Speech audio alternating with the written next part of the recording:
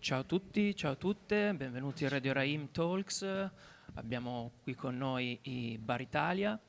Now I'm switch from Italian to English. Welcome to Radio Raheem. I'm Nicholas David Altea. Here with me, Bar Italia from London. All the way from London, their fifth album, Some Like It Hot, is out now on Matador. And today we'll dive into your music, into your song. Nina, hi. Hi. Hi, Sam. Hi. Hi, Jesny. Hi. Wednesday you'll play at Santeria Toscana in Milan, and you will come back in Italy in March for other gigs. I mentioned London. It was the first gig of your tour. How is it going? It was amazing. It was an incredible night, actually. It's always very special to play in London for us because Sam and Jesmy are pretty much both from London or very near, and I've been living there for ages. So Okay. yeah, always special. What was your first impression? So the reaction of your audience, of your fans? It was really good. It was really cool to see people like knowing the words. So we played one London gig where only one of the singles had been released for like a week, and it was like 200 people maybe. But it was really cool to see people knowing the words and singing along to the singles now, having had time to spend with them. It was like the first experience of that, which was really cool. I actually got tripped up by the words because I didn't think people would sing along to the beginning of Cowbella, and it's just me singing and me playing guitar, and I've like messed up the words because when They were singing so loud. Yeah, it was louder than what I could hear myself, so I got really confused. So that was a really cool feeling. Okay. So the first track we were going to listen is Rooster.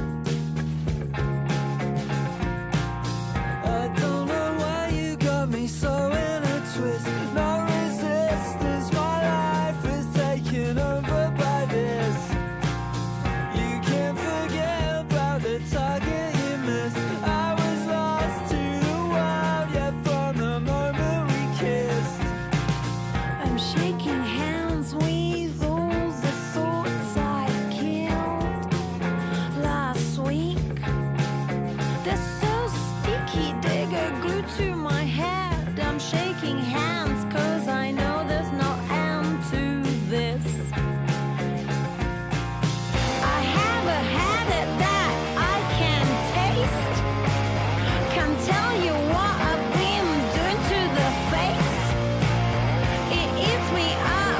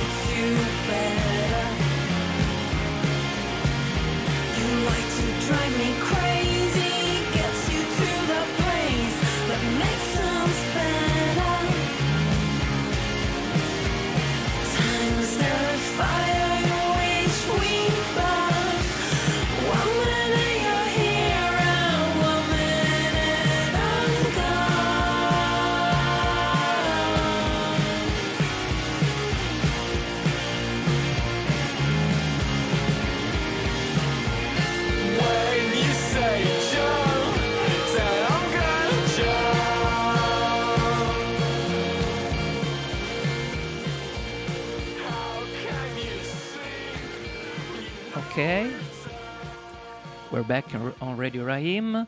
After Tracy Denim and the tweets, there was a lot of attention around you. Did you feel that pressure? Yeah. Yeah, there's always a bit of pressure when you know people are listening to your music. But I think we get more wrapped up in touring and playing gigs well and things like that. So sometimes the pressure leaks in, but it doesn't tend to like stay in the foreground. Okay. And at the beginning of your career, probably also because there's no photo of the band, no interviews, you've been tagged as a mysterious band. So did that help in any way, or end up being a bit annoying? It probably helped us in the beginning, and it's probably annoying now. Okay. Bit of both. Okay. Yeah, that's a good summary. Yeah, okay. And on Tracy Demin on the cover, you put a photo of you. So we are a real band. We're not mysterious. Okay.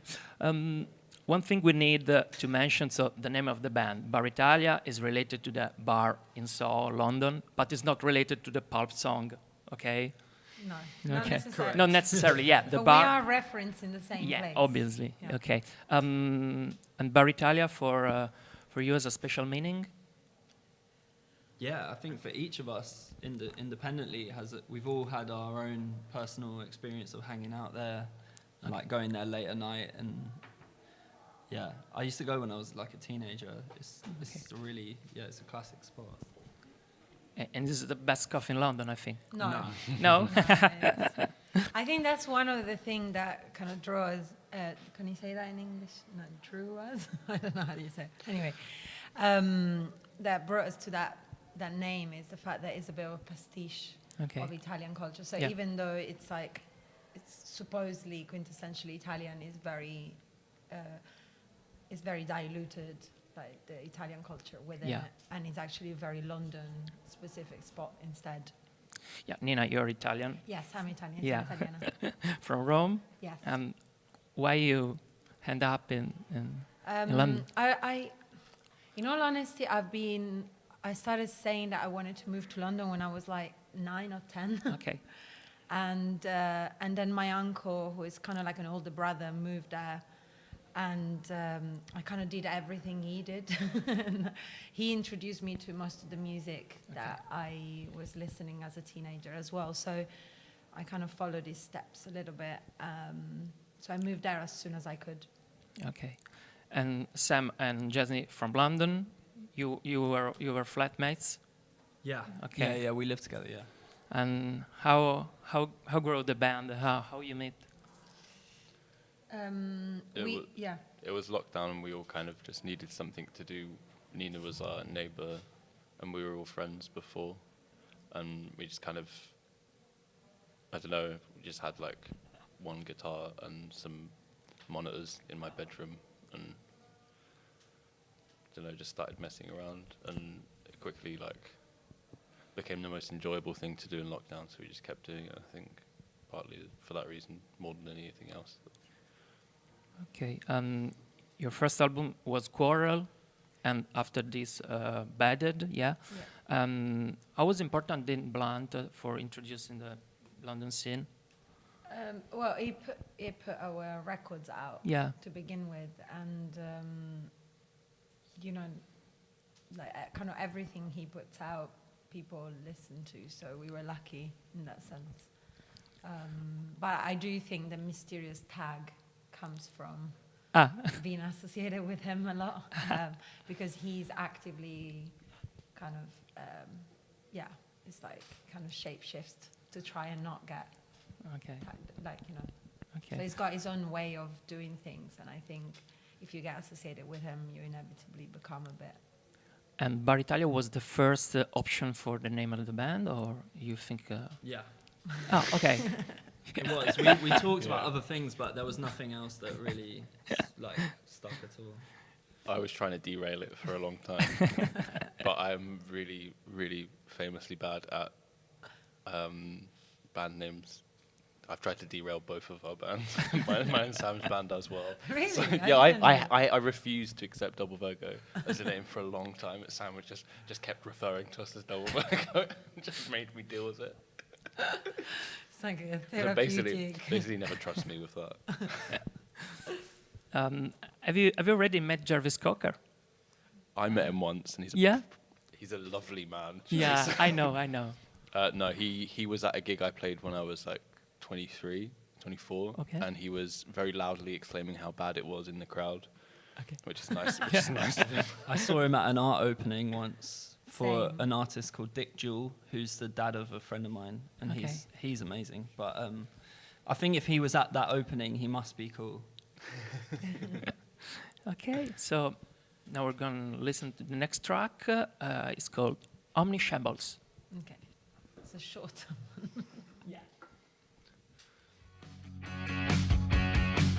Chasing time under a sky that doesn't change.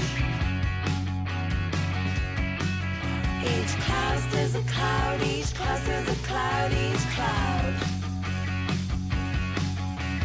Many exchanges with strangers, but you pointed out most as the other night. It seems like you don't care, just a bit in your head. I've been caught in your snare before, too much talk, had to call the leg.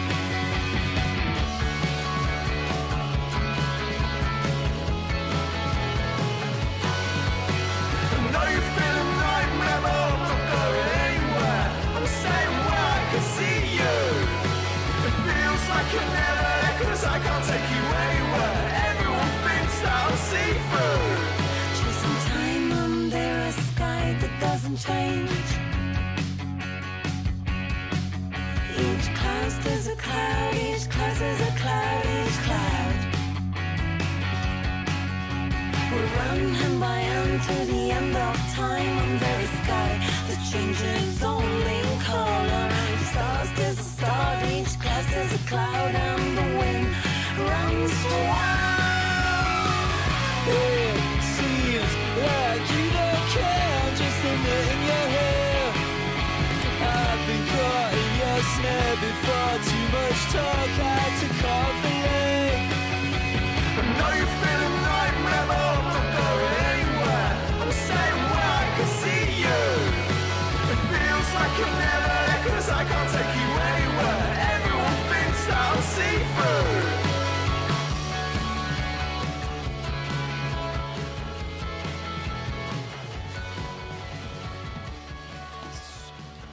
Okay, we're back on Radio Raheem. Just 2 minutes. This is one of the shortest songs that you ever write? On this album. No, No? Of all time? I mean we've written some really short songs. We have songs that are like 40 seconds. so Okay. no. So, how was born this song, Omni Shambles?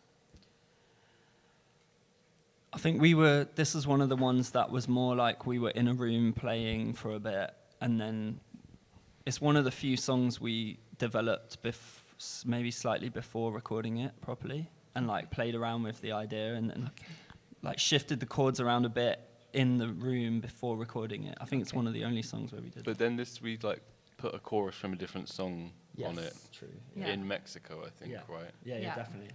And then wrote the C section, Yeah. completely new. So it was like a bit of assemblage. Okay. A bit of a dependance. No, that's wrong use of that word. Your latest album, Some Like It Hot, takes title from the famous movie. Marilyn Monroe, Tony Curtis, and Jack Lemmon. Who is who? Jasmine Merlin. I can't say that name, Merlin. I keep calling her Merlin. Marilyn. No, I don't know. We all take turn. Okay. Well, My Body's Perfect is the historic quote. Yeah.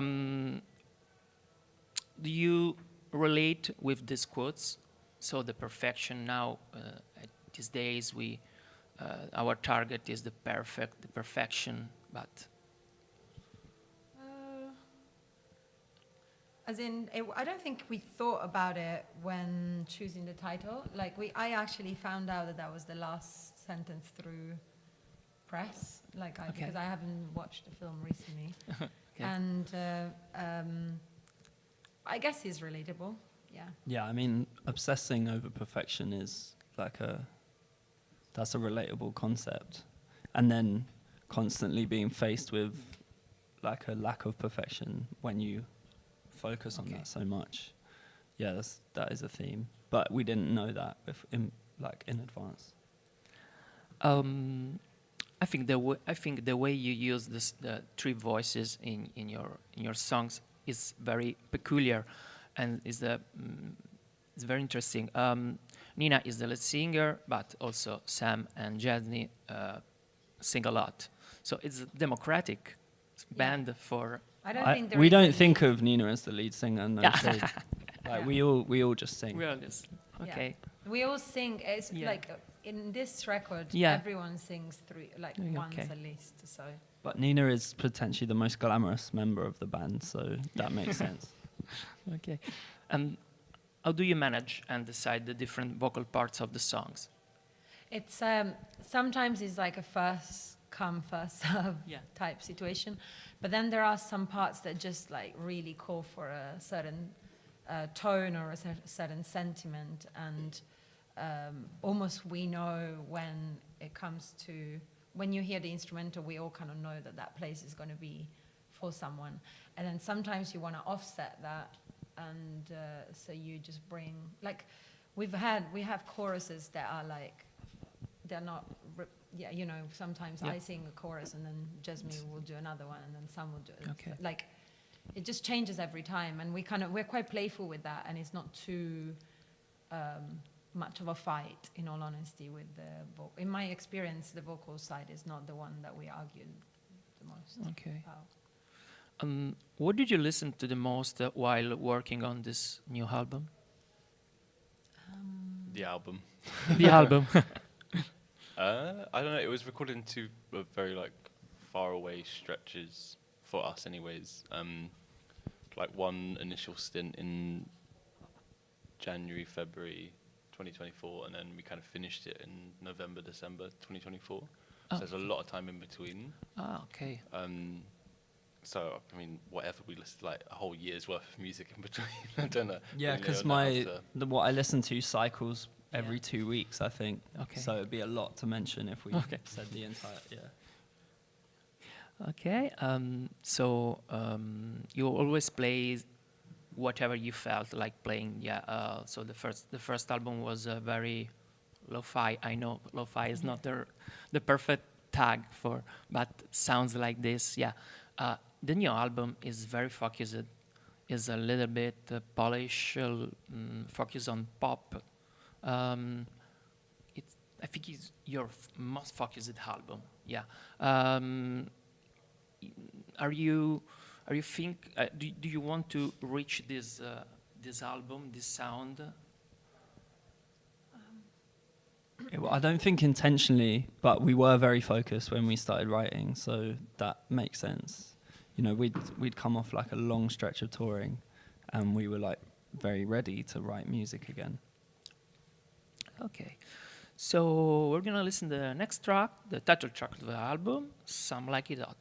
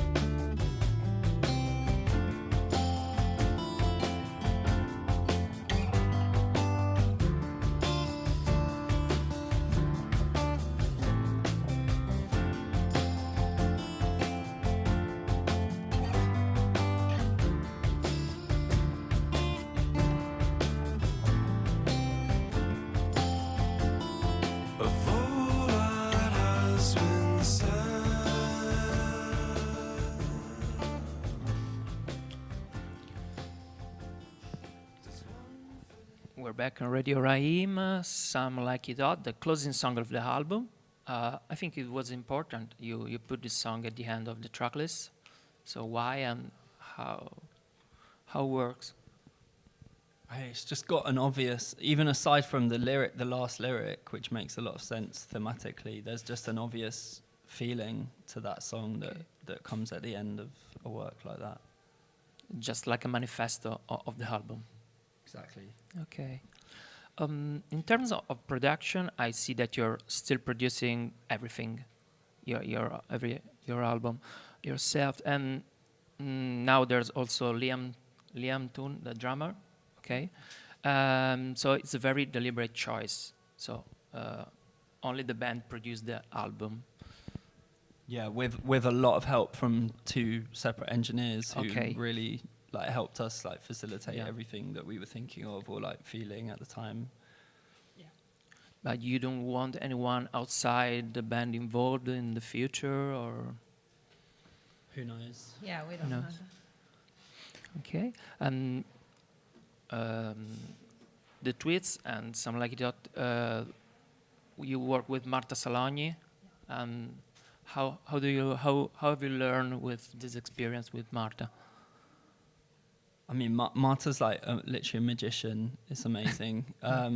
It's hard to know exactly what you're learning by working around her because it's just like, it is literally magic what she does with like spacing and sound and mixing. So I couldn't even tell you, but it's you walk away kind of buzzing. Okay. In the last 3 years, what during your tour, what was the most important things that have you learned on stage, on tour, as a band? Ooh. It's a difficult question because I think I personally have learned so many things from doing that many gigs and playing also. I think maybe the most important thing is that it's really, really, really important to work all together on stage. And I think at the beginning I was so new to the whole thing that I was very much focused on trying to get it right myself. Yeah. And that and actually the best nights or the best gigs, as much as it's important that the audience obviously has a good experience, whenever we are synchronized on stage is just very, very magical. Like that's probably Yeah, I learned that if you listen to your own guitar while you're playing on stage, you can kind of forget how to play. But if you listen to what the rest of the band are doing, your guitar kind of plays itself. Okay. So that's kind of very useful, yeah. And you? Don't do drugs before playing. Okay.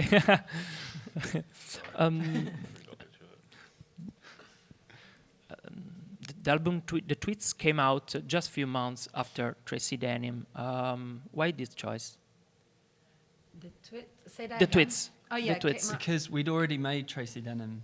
Okay. So then we signed to Matador and we wanted to make an album. Yeah. Okay. Actually, Marta did that as well. Tracy Daniel. Okay, also Tracy Denim, yeah. Yeah, we had to wait a while for the album to come out, and it would have been, I don't know, I think there was potentially a risk of us getting a bit, like, you know, signing a deal, having some money and having 5 months off would have probably been, might not have been like the best like life decision. Yeah. So it was like, what better way to spend money than by making more music and getting out of London? Yeah, I remember you specifically mentioning that as like not to be doing nothing while waiting. Yeah. Okay. That was like concern. How is work with a big label like Matador? It's important record label. It's really good. It's like it's obviously opened up an entire like well, our life is also thanks to, in some ways, all the people that are working with us on the music that we are making. So it was incredible when it first started, also because it's like an American label, so there were all of this kind of like wide horizon type feelings, for me at least, when we got signed by them. And they're great people.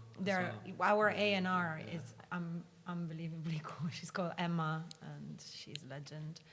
And the people that founded it as well are incredible. So yeah, For a London band, for a European band, also for a English band, it's not easy to export your music in USA. yeah, But Bar Italia is very appreciated in for USA. sure. Yeah, it's like the same. I think it's the same amount of listeners and stuff between UK and America right now. So that's Okay. amazing. And we're touring America all the time. Yeah. We're gonna go in like 10 days for like almost a month or a month. We're going in 10 days. Something like that. Bloody hell. Yeah. Okay. So I might be wrong. You know, I'm always wrong with that stuff. So. So we're listening to the next track. It's called Plastered.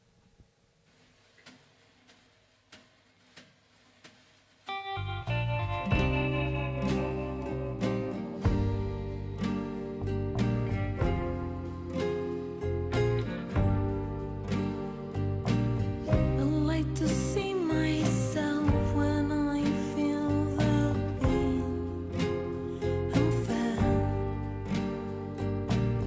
I like to see the shortcomings as mine.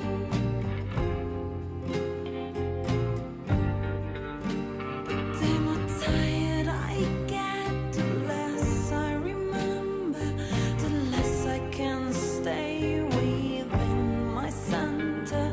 It makes me sway and I feel like a prey, and I find myself trying to please them, to show them I care, and to show them I care.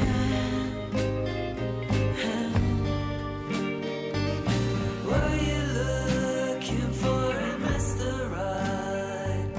Why he ain't on me, can't walk the line.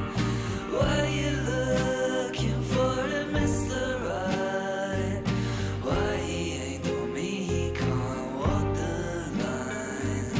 Daddy looked to me like a lonely child, someone ran off with his moment's pride. Daddy, won't you please say you're on my side?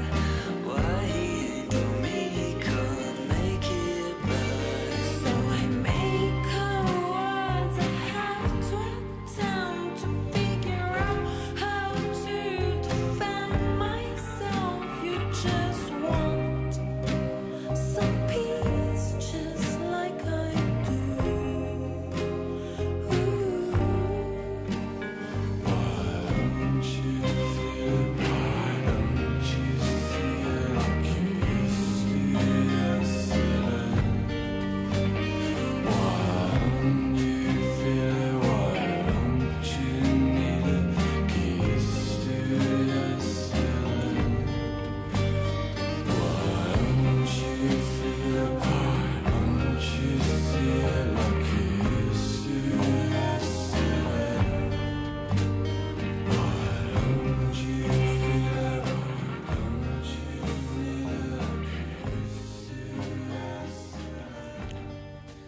We're back on Radio Raheem with Bar Italia. You're from London, and how is the scene, the London scene now, music? It feels like there's loads of gigs on. I always feel like I'm missing a gig, but I don't know.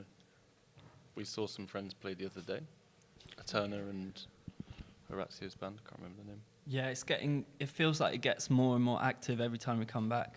It's like we go away for a long time, don't see Okay. people for ages, and then we come back and there's just like more and more gigs, more and more bands. It's great. It's really, really nice. And do you have any interesting names of band of artists to? Yes. Do you want a list? Yeah. I can give you a list. Yes. Yeah. Orazio Okay. is actually from Rome. Ah, okay. So he's an Italian, and he's got. We just saw him live for the first time. He's releasing a EP, I think, in a month with Jane's record. Okay. Jane's World, sorry. Is it Jane's World? Yeah. Jane, sorry. And he's a three-piece band, but he also has another band called Triage, Okay. which is going to release also in about a month or so an album. And they came on tour with us, Triage. And then there's Rita P, who was our previous bassist. Okay. Eterna, who was our previous Eterna, drummer. Eterna, previous drummer. Mark William Lewis, Previous drummer. Georgie Nettle, previous bassist. Yeah, Good, true. great area. Grey area. And then, yeah, I think that's a good bunch. Okay. Mal. X-Mal, yeah, he's coming on tour with us Okay. next week. Yeah. Okay. He's Well, got an acoustic set. which He's is amazing. playing next week only, right? Yeah, Okay. Paris, Amsterdam, I think, those ones. Oh, cool. There's an anecdote about you. So your uncle was Carmelo La Bionda. Oh my God. Yeah. Shut I up. noticed that on the guest list, Yeah. by the way. I was supposed to ask you the What? second name, Yeah. La Bionda. Yeah. La Bionda, yeah. You know this. I didn't know the We've last listened name. to it No. I was a big fan of La Bionda, remember? Really? Yeah, I told Yeah. you I knew who La Bionda were when you said it. Oh, I didn't know okay. the last name was La Bionda. La Like Bionda. his Yeah, actual that was actually surname. his Yeah. Yeah, Yeah. yeah, go on, shoot. The most important producer of Italo disco, yeah. So Yeah. our heroes. Did you see he's in the film The Brutalist? It's the last yeah. song Oh, of The yeah. Brutalist. So that was quite nice Yeah. for my cousin. Yeah. Carmelo passed away three years I know, ago, yeah. I know. Okay. So that was your anecdote. I thought you Yeah. were saying, that's it. Okay. No. I want more. I want to be your lover. That one. Yeah.